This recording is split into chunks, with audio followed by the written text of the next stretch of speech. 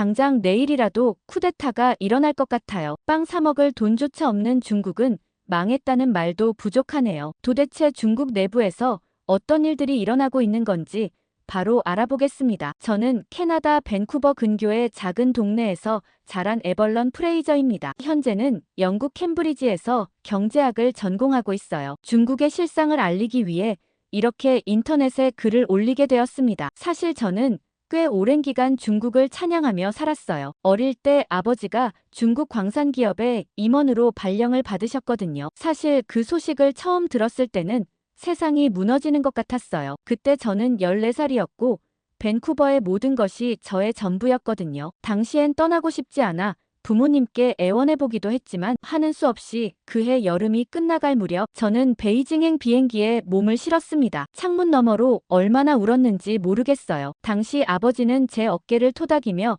베이징에서도 좋은 친구들을 만날 수 있을 거라고 위로하셨지만 그때 저는 그 말을 믿을 수 없었습니다. 하지만 중국에 도착하고 나서 저는 별천지에 온 것 같았습니다. 당시 저희 동네는 오래되고 낮은 건물들밖에 없었는데 중국은 높은 빌딩도 여기저기 있었고 모든 것이 신기했거든요. 처음엔 모든 것이 낯설고 두려웠지만 시간이 지날수록 새로운 환경에 적응해갔어요. 거기선 국제학교를 다녔지만 대부분의 수업이 중국어로 진행되었고 중국의 교육과정을 따랐죠. 처음엔 보조 선생님께서 영어로 번역해 주셨지만 하도 중국어에 노출된 시간이 많다 보니 중국어도 금세 익숙해졌습니다. 선생님들은 매 수업마다 중국의 위대함을 강조하셨어요. 5천년의 문화와 역사 세계 최대의 경제 규모 눈부신 과학기술의 발전까지 당시 어렸던 저는 선생님들의 말씀이니 고지곳대로 믿었어요. 그 말이 당연하다고 생각했죠. 특히 중국의 역사는 어마어마하더라고요. 실크로드를 통해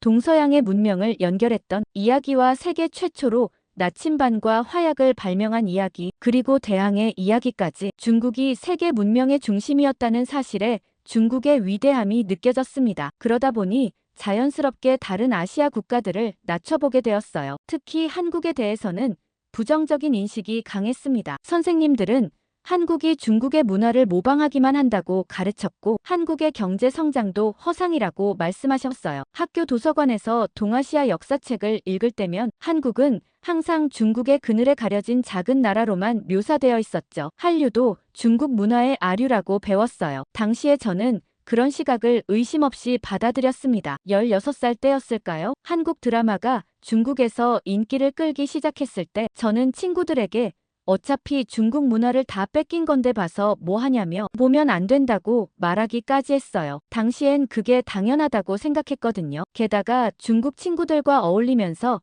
이런 생각은 더욱 강해졌어요. 우리는 자주 모여 중국의 발전상에 대해 이야기했고 다른 아시아 국가들은 중국의 발전을 따라올 수 없을 거라며 우쭐했죠. 특히 한국의 삼성이나 현대가 화웨이나 바이두 자동차보다 뒤떨어졌다고 확신했어요. 어렸을 때부터 경제에 관심이 많던 저는 경제시간 학술 발표회에서 저는 중국의 기술 혁신을 주제로 발표를 했습니다. 발표 중에 한국의 기술력과 비교하며 한국이 절대 따라올 수 없는 이유에 대해 구구절절 넣어두었는데 그때 교실 뒤에 계시던 미국인 선생님께서 저를 따로 불러 얘기하셨습니다. 자료 조사를 제가 직접 했는지부터 사실 확인을 어떻게 했냐고 물어보셨죠. 저는 제가 너무 잘해서 선생님께서 칭찬해 주신다고 생각했는데 그때 선생님 표정은 어두웠던 것 같아요. 지금 돌이켜보면 그때의 저는 완벽한 세뇌 교육의 결과물이었던 것 같아요. 국제학교라는 이름이 무색하게 저는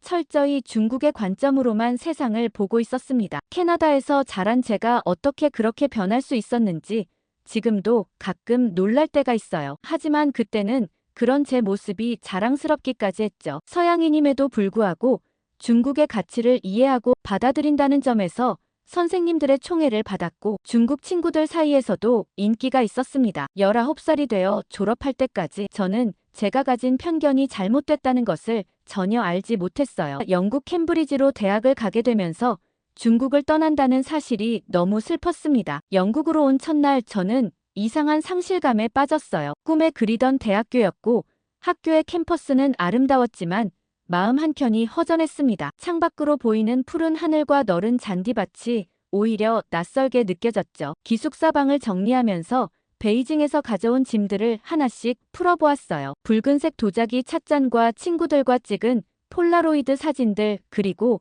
마지막 날 받은 편지들까지. 그때 메이 샤오후이에게서 메시지가 왔습니다. 고등학교 친구 중 한 명인데 베이징의 늦가을 하늘이 유난히 맑다며 찍은 사진 한 장을 보내왔더군요. 그 순간 베이징에서의 기억이 물밀듯이 밀려왔어요. 후통의 좁은 골목길에서 사 먹던 양꼬치의 맵싸한 맛, 자금성 뒤편 공원에서 친구들과 나누던 이야기들, 그리고 왕푸진 거리의 화려한 네온 사인까지. 그 모든 것들이 제 일부가 되어 있었다는 걸 캐나다에 와서야 깨달았습니다. 메이는 제가 가장 친했던 친구였어요. 우리는 매일 밤 위챗으로 이야기를 나눴죠. 그녀는 베이징의 일상을 세세하게 전해주었어요. 새로 생긴 카페 사진과 지하철에서 만난 재미있는 일화, 최근 인기 있는 중국 드라마 이야기까지. 그녀의 메시지 하나하나가 저를 베이징으로 데려다주는 것만 같았습니다. 특히 중국의 명절이 될 때면 더욱 그리움이 커졌어요. 춘절 때 메이는 가족들과 만두를 빚는 영상을 보내왔죠. 저는 그 영상을 보며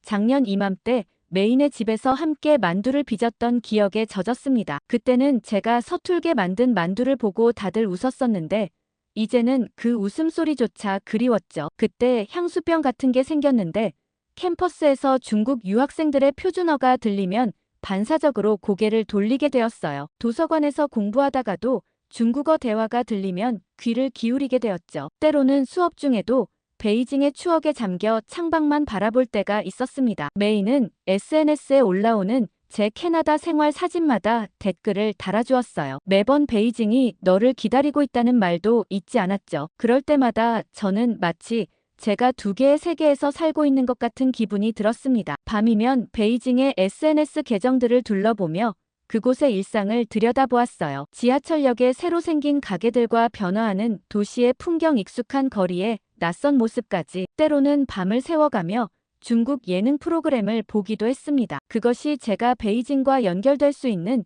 유일한 방법이었으니까요. 대학교를 졸업하고 나면 다시 중국에 돌아가야겠다고 생각했어요. 메이가 올려놓은 베이징 금융가의 야경을 보면서 제 미래를 그려봤죠. 수백 개의 마천루가 밤하늘을 수놓은 모습은 마치 SF 영화의 한 장면 같았어요. 그 아래 달리는 테슬라들과 최신 전기버스들, 그리고 얼굴 인식만으로 결제가 가능한 상점들까지. 메이는 이런 모습들을 자랑스럽게 공유했고 저는 그런 그녀의 게시물마다 좋아요를 누르며 부러움을 감출 수 없었죠. 그렇게 대학 생활을 보내고 저는 대학원 진학을 결심했고 메이는 중국 최대 핀테크 기업의 인공지능 개발팀에서 일하게 되었습니다. 그 모습을 보며 저도 모르게 제 선택이 옳은 것인지 다시 한번 고민하게 되었어요. 대학원에 가지 말고 중국으로 바로 취직할 걸 그랬나 싶었죠. 그러다 저는 메이에게 장희원의 소식을 물어봤어요. 당시 메이와 장희원 그리고 저는 단짝처럼 친하게 지냈거든요. 그러자 메이는 장희원 소식은 잘 모른다며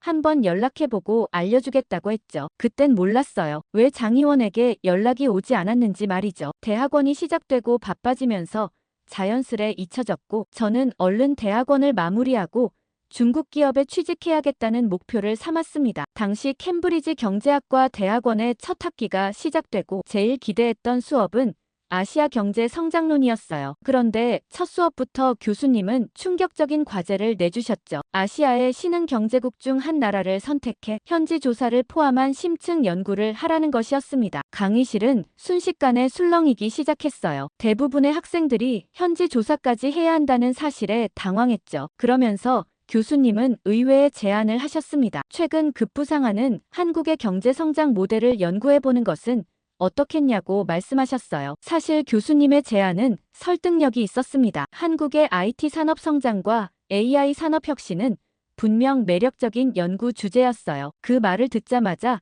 동기들 중 대부분은 바로 한국을 선택했습니다. 하지만 저는 고민이 길어졌어요. 메이가 보내준 베이징의 찬란한 야경 사진들이 자꾸 떠올랐죠. 중국의 경제 성장을 직접 경험한 사람으로서 과제를 핑계로 중국에 가보고 싶다는 욕심도 들었거든요. 그래도 다른 나라를 검토해보려고 도서관에서 밤을 새워가며 자료를 찾아보았어요. 인도의 실리콘밸리라 불리는 방갈로르나 베트남의 경제 특구 푸꾸오까지 흥미로운 주제들이 많았지만 어떤 것도 중국만큼 제 호기심을 자극하지는 못했습니다. 결국 저는 중국을 선택했어요. 교수님께 연구 계획서를 제출할 때 저는 제가 중국에서 보낸 5년의 경험을 강조했습니다. 현지 언어와 문화에 대한 이해가 깊이 있는 연구로 이어질 수 있다고 설명했죠. 교수님은 제 계획서를 읽으시고 의미심장한 미소를 지으셨어요. 직접 경험한 것과 객관적 연구는 다를 수 있다는 말씀을 해주셨죠. 그때는 그 말씀의 의미를 완전히 이해하지 못했습니다. 연구 주제가 정해진 후 도서관에서 자료를 찾던 중 우연히 베트남 경제를 연구하기로 한 클래스메이트의 발표 준비를 보게 되었어요. 그의 분석은 신선했고 날카로웠습니다. 순간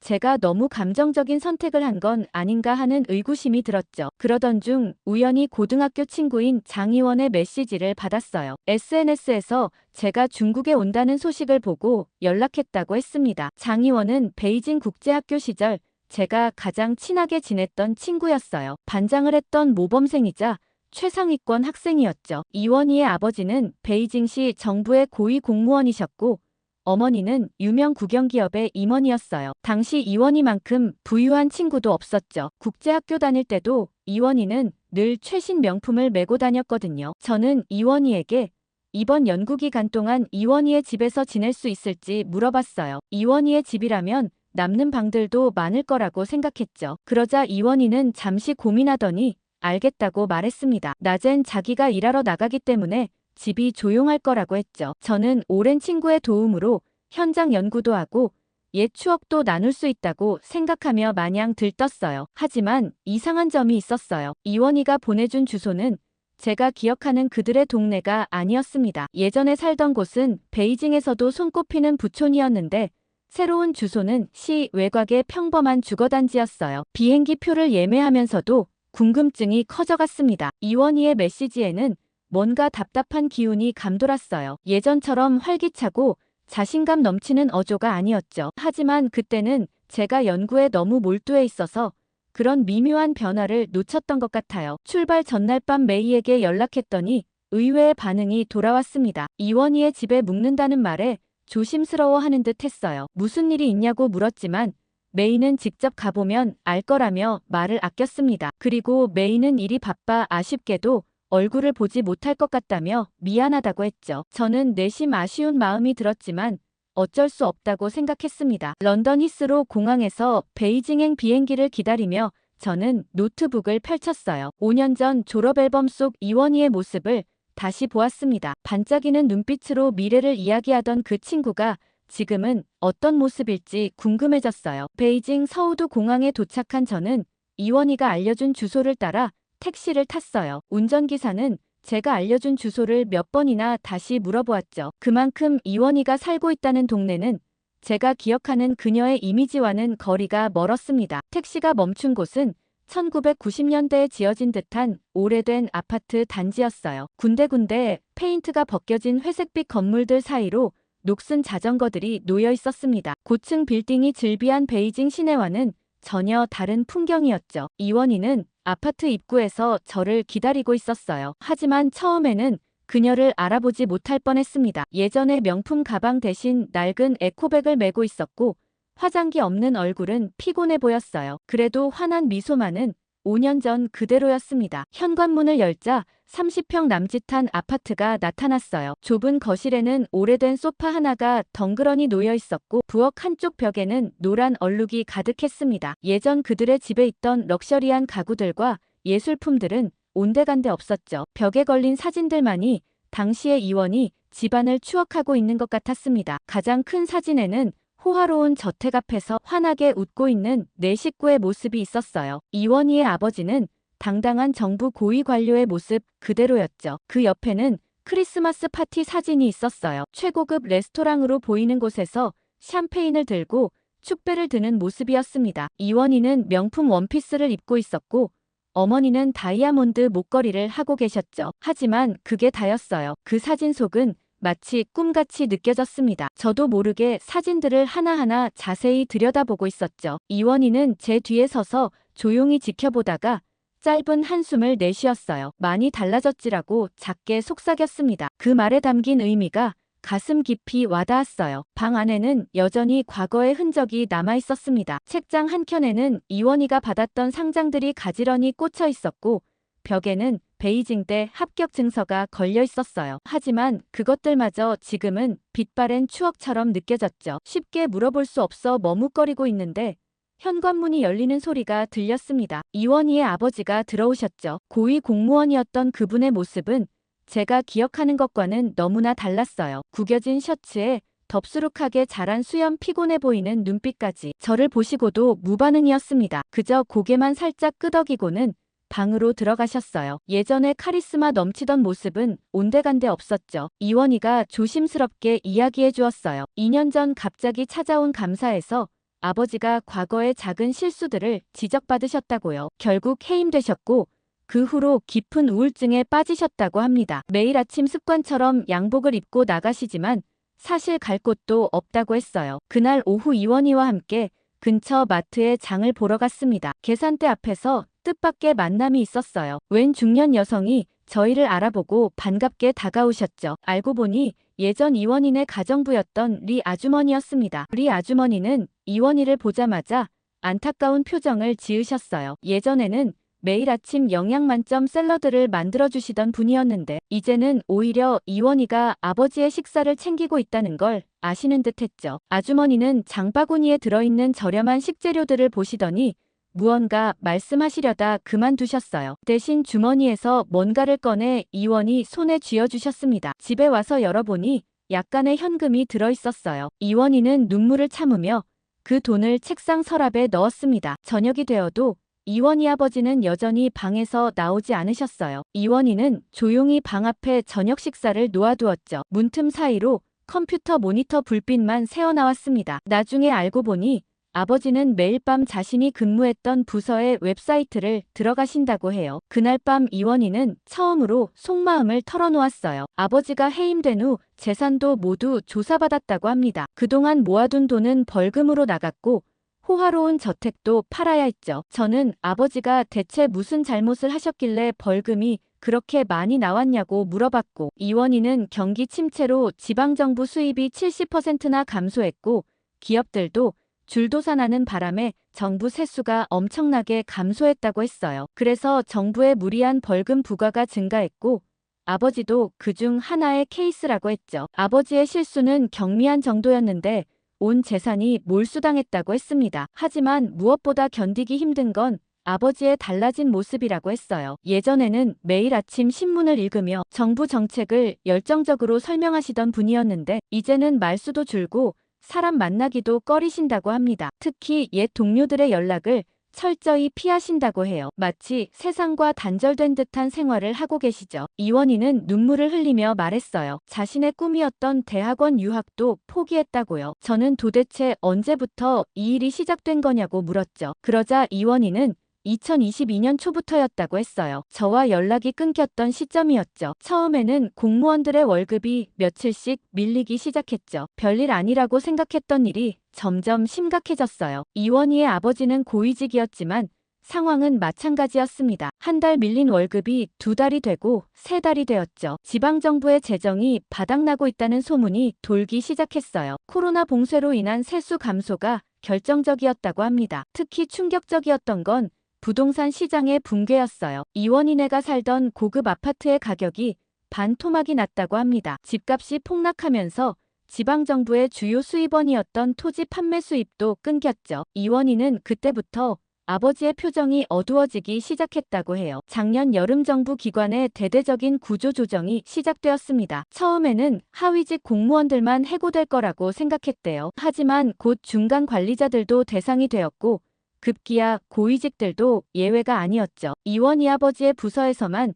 수십 명이 해고되었다고 합니다. 이원희는 책상 서랍에서 오래된 신문을 꺼내 보여주었어요. 작년 9월자 신문에는 지방정부 재정난에 대한 기사가 실려 있었습니다. 베이징시의 부채가 천문학적 숫자라고 했죠. 더 이상 공무원들의 월급을 제때 지급하기 어렵다는 내용이었어요. 상황이 이렇게 되자 아버지의 동료들은 하나둘 사직서를 제출하기 시작했다고 해요. 민간 기업으로 옮기거나 해외로 나가는 경우가 많았죠. 하지만 이원희 아버지는 끝까지 자리를 지켰답니다. 중국 정부의 건실함을 믿었다고 했어요. 그리고 30년 넘게 해온 일을 쉽게 포기할 수 없었대요. 결정적인 순간은 지난 겨울이었습니다. 정부가 긴축 정책을 시행하면서 공무원 인원 20% 감축안을 발표했어요. 이원희 아버지처럼 고위직도 예외는 아니었죠. 오히려 더 엄격한 감사의 대상이 되었다고 해요. 이원희는 서랍에서 아버지의 마지막 월급 명세서를 보여주었어요. 6개월치 밀린 월급이 한 번에 지급되었는데 그마저도 각종 공제 후에는 얼마 남지 않았다고 합니다. 게다가 퇴직금도 제대로 받지 못했대요. 더 안타까운 건 이런 상황이 베이징만의 문제가 아니라는 거였어요. 이원희의 친척들이 사는 다른 도시들도 비슷한 상황이라고 합니다. 공무원들의 대규모 해고는 전국적인 현상이었죠. 특히 부동산 시장의 붕괴는 엄청난 파급 효과를 가져왔다고 해요. 이원희네가 가진 두 채의 아파트 가치가 1년 만에 3분의 1로 떨어졌대요. 게다가 임대료 수입도 절반 이상 줄었다고 합니다. 한때 부러움의 대상이었던 공무원 가족들이 하루아침에 평범한 서민이 되어버린 거죠. 이원희는 마지막으로 한숨을 쉬며 말했어요. 예전에는 중국 고위직 공무원이라고 하면 평생 떵떵거리고 살 수 있을 정도였는데 이젠 오히려 더 위험한 직업인 것 같다고 했죠. 그렇게 이원희와 대화를 마무리하고 이원희의 작은 방에서 이불을 덮고 누웠는데 잠이 잘 안 왔어요. 제가 과거에 알던 중국과 지금 중국의 모습이 너무나 다르게 느껴졌기 때문이죠. 어쩌면 제가 알던 중국도 모두 가짜였을까 하는 생각이 들 정도였습니다. 그날 밤 늦게까지 뒤척이다 아침에 늦잠을 잤는지 부스럭거리는 소리에 잠에 깼어요. 이원희는 외출 준비를 하더라고요. 그런데 저는 이원희가 빨간색 배달 유니폼을 꺼내는 것을 보고 깜짝 놀랐습니다. 베이징대를 수석으로 졸업한 이원희가 갑자기 왜 유니폼을 꺼냈는지 이해가 안 갔죠. 이원희는 쓴웃음을 지으며 지금은 이렇게 됐다고 했어요. 작년까지만 해도 알리바바의 AI 개발팀에서 일한다고 했고 거기는 중국인들의 꿈의 직장이었죠. 하지만 갑작스러운 구조조정으로 입사 1년 만에 해고되었다고 했어요. 같은 팀 동료 80명 중 60명이 한꺼번에 잘렸다고 합니다. 더 충격적인 건 이것이 알리바바만의 문제가 아니었다는 거라고 하더라고요. 바이두는 전체 직원의 30%를 감원했고 텐센트도 비슷한 상황이었다고 합니다. IT 업계 전반이 흔들리고 있었죠. 신규 채용은 물론이고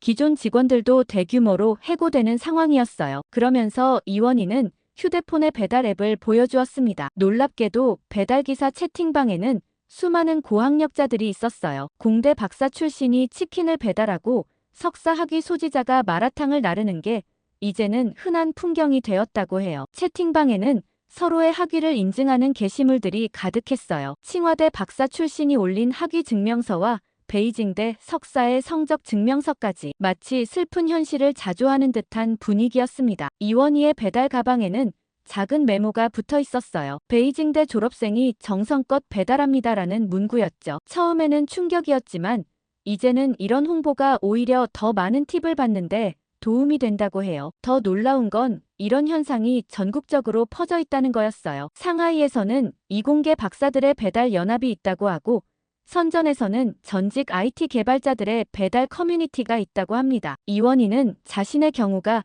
그나마 나은 편이라고 했어요. 같이 해고된 동료 중에는 집으로 돌아가 부모님께 의지하는 경우도 많다고 합니다. 소위 말하는 탕핑 현상이죠. 고학력자들의 자발적 실업이라는 슬픈 현실이에요. 저는 이원희가 배달을 나가는 모습을 지켜보며 노트북을 열었어요. 중국의 청년 실업률 통계를 찾아보았죠. 하지만 공식 통계는 더 이상 발표되지 않고 있었습니다. 현실이 너무 참담해서일까요? 세계 2위의 경제대국에서 최고 명문대 졸업생들이 겪는 현실이 이렇다는 게 믿기지 않았어요. 도저히 일이 손에 잡히지 않아 어렸을 때 제가 지냈던 곳을 직접 가봐야겠다는 마음이 들었습니다. 우리가 학창시절을 보냈던 완자잉 지역을 방문했어요. 5년 전만 해도 베이징에서 가장 번화한 상업지구 중 하나였다고 하는데 지금의 모습은 충격 그 자체였습니다. 한때 젊은이들로 북적이던 쇼핑몰은 철문이 굳게 닫혀 있었어요. 유리창에는 임대문의 스티커가 가득 붙어 있었지만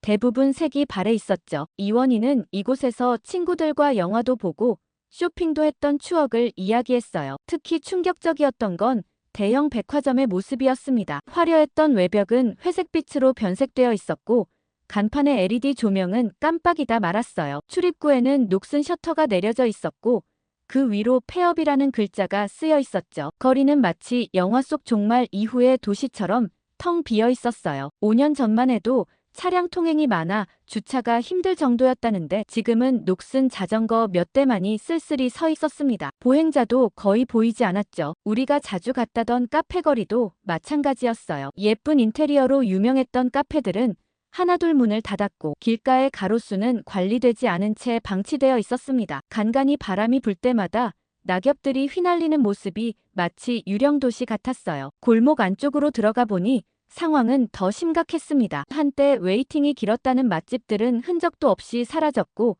그 자리에는 빼곡히 임대 공고만 붙어 있었어요. 특히 눈에 띄었던 건 대형 부동산 중개소의 모습이었어요. 2년 전까지만 해도 이곳의 집값이 천정부지로 치솟았었다고 했던 곳인데 지금은 비어있는 사무실 안에 먼지만 쌓여 있었죠. 거리 곳곳에는 폐업한 가게들의 흔적이 남아 있었습니다. 간판은 떼어냈지만 희미하게 남은 글자들과 녹슨 열쇠구멍 그리고 먼지 쌓인 쇼윈도까지 주변 상인들은 제 질문에 한숨을 내쉬었어요. 불과 2년 만에 이렇게 변할 줄은 몰랐다고 말이죠. 해가 저물어갈 무렵 저는 건물 옥상에 올라가 도시 전경을 바라보았습니다. 멀리 보이는 고층 빌딩들은 여전히 위용을 자랑하고 있었지만 이 거리만큼은 마치 시간이 멈춘 것처럼 보였어요. 한때 베이징의 젊음과 활기를 상징하던 이곳이 이제는 쇠락의 상징이 되어버린 것 같아 안타까웠습니다. 실상을 알고 봤더니 이런 현상이 베이징만의 문제가 아니라고 했어요. 상하이, 선전, 광저우 등 대도시 곳곳에서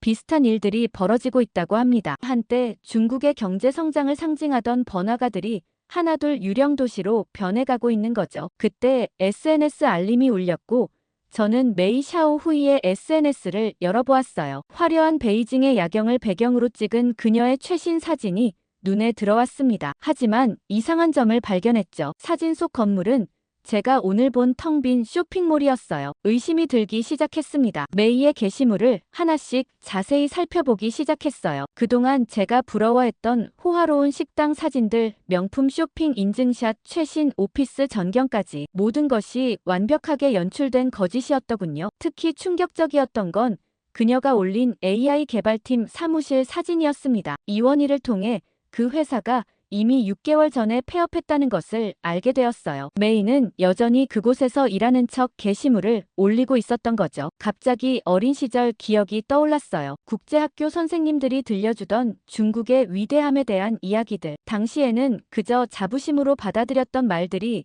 이제는 완벽한 세뇌 교육으로 느껴졌습니다. 베이징에서 보낸 청소년기 내내 저는 철저히 통제된 정보 속에서 살았던 거예요. 선생님들은 중국의 성공 사례만 골라서 가르쳤고 실패나 문제점은 철저히 가려졌죠. 마치 메이의 SNS처럼 완벽하게 편집된 현실이었던 거예요. 휴대폰을 내려놓고 창밖을 바라보았습니다. 어둠 속에서 빛나는 도시의 불빛들이 마치 가면처럼 느껴졌어요. 겉으로는 화려해 보이지만 그 이면에는 이원희와 같은 수많은 청년들의 좌절된 꿈이 숨겨져 있었던 거죠. 충동적으로 메이에게 메시지를 보냈어요. 그녀의 근황이 궁금했거든요. 잠시 후 답장이 왔는데 여전히 화려한 일상을 자랑하는 내용이었습니다. 하지만 이제는 그 메시지 속에 숨겨진 필사적인 노력이 보였어요. 문득 학창시절 역사 시간에 배웠던 내용들이 떠올랐습니다. 중국이 세계의 중심이었다는 이야기와 모든 문명이 중국에서 시작되었다는 주장들. 그때는 왜 그 누구도 의문을 제기하지 않았을까요? 우리는 모두 달콤한 환상 속에 살기를 원했던 걸까요? 이원희의 책장에서 우리가 함께 봤던 교과서를 발견했어요. 펼쳐보니 여전히 그대로더군요. 중국의 위대한 경제성장 세계를 주도하는 첨단 기술과 끝없는 발전과 번영. 하지만 이제는 그 페이지들이 마치 동화책처럼 느껴졌습니다. 저는 노트북을 열어 지금까지의 연구 내용을 다시 검토하기 시작했어요. 그동안 제가 얼마나 편향된 시각으로 중국을 바라보고 있었는지 적나라하게 드러났습니다. 마치 메이의 SNS처럼 저도 보고 싶은 것만 보고 있었던 거예요. 밤이 깊어갈수록 깨달음은 더욱 선명해졌습니다. 제가 그토록 동경했던 중국의 모습은 어쩌면 완벽하게 연출된 환상이라는 생각이 들었습니다. 마치 메이의 SNS처럼 현실은 철저히 가려진 채 화려한 이미지만이 남겨진 거죠. 씁쓸한 마음을 안고 집에 돌아왔더니 이원희가 이미 와 있었습니다. 제가 있어서 배달을 빨리 마무리하고 왔다고 했죠. 얼른 앉으라며 제게 라면을 끓여주었어요. 그날 저녁 이원희와 늦은 라면을 먹으며 이야기를 나누다가 뜻밖의 고백을 들었어요. 이원희가 한국 취업을 목표로 몰래 한국어 공부를 하고 있었다는 거였죠. 처음에는 한국 드라마로 시작했는데 이제는 본격적으로 한국어 교재까지 구해서 공부하고 있다고 했습니다. 그 이유를 물어보니 AI 분야에서 한국이 가장 앞서 있다는 걸 알게 되었다고 해요. 특히 삼성전자의 AI 반도체 기술은 세계 최고 수준이라면서 자신이 꼭 그곳에서 일해보고 싶다고 했습니다. 중국의 IT 기업들이 무너지는 걸 보며 한국만이 자신의 유일한 희망이라고 생각했다고 해요. 이원희는 휴대폰을 꺼내 자신이 정리해둔 한국 관련 자료들을 보여주었어요. 1960년대만 해도 한국은 아프리카의 최빈국보다 못한 나라였는데 이제는 세계 12위 경제대국이 되었다고 하더군요. 특히 반도체 조선 자동차 산업에서 세계 최고 수준을 자랑한다는 점에 깊은 인상을 받았다고 합니다. 제가 놀라웠던 건 한국의 IT 강국으로서의 위상이었어요. 세계에서 가장 빠른 인터넷망을 보유하고 있고 AI 기술 개발에도 막대한 투자를 하고 있다고 했습니다. 게다가 높은 교육열 덕분에 우수한 인재들이 계속해서 배출되고 있다는 점도 강조했어요. 저는 그제서야 교수님께서 한국을 추천하신 이유에 대해 이해가 가기 시작했습니다. 이원희는 매일 밤 한국 드라마를 보며 한국어를 독학하고 있었죠. 드라마 속 대사를 하나하나 받아 적고 발음을 연습한다고 하던데 그 모습이 안쓰럽기도 했지만 한편으로는 대단해 보였어요. 알리바바에서 해고된 후 자신의 새로운 꿈을 찾은 것 같다고 했습니다. 이원희는 한국에서 일하게 된다면 꼭 AI 기술 발전에 기여하고 싶다고 했죠. 그리고 언젠가는 그 기술을 가지고 중국의 발전에도 도움이 되고 싶다고 말했습니다. 그 순간 이원희의 눈빛에서 진정한 희망을 볼 수 있었어요. 한국이 이제는 아시아 청년들의 꿈이 되어가고 있다는 걸 느꼈습니다. 특히 AI와 같은 첨단 기술 분야에서